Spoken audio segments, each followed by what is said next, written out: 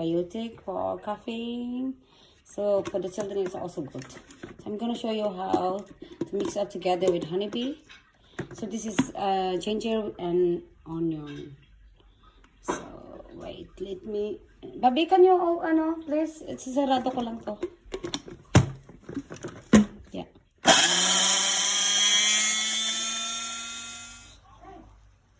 So pwede niyo pong gamitin to ha para sa mga bata na hirap huminga na may ubo. So, ito po ang aking antibiotic, natural, home remedy. So, subukan niyo po, napakaganda.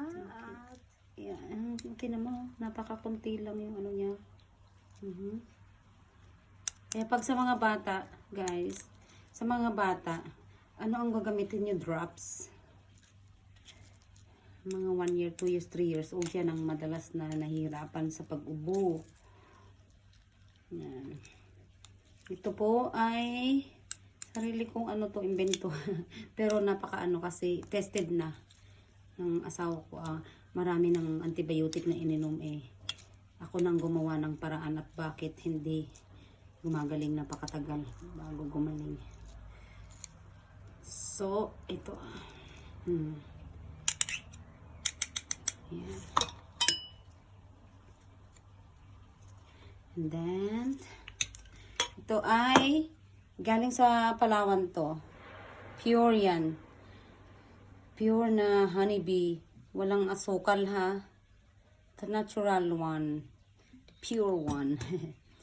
So, kahit na isang lang kutsaritang ilalagay yung honeybee. Ayan, haluin nyo po ng haluin. Kasi sa atin, Pilipinas, pinapahamugan ito, di ba? So, ayan, ito. Pag may kalamansi o limon, tapakan lang po natin kahit na 1 spoon, teaspoon, ganun.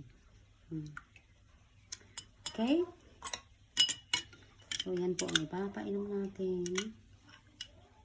sa ating mga babies o kaya sa ating mga kapamilyang may ubo. So, guys, this is my home remedy. Ginger, onion, and lemon.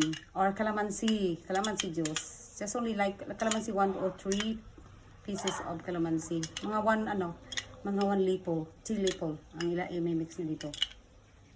Okay? Thank you for watching.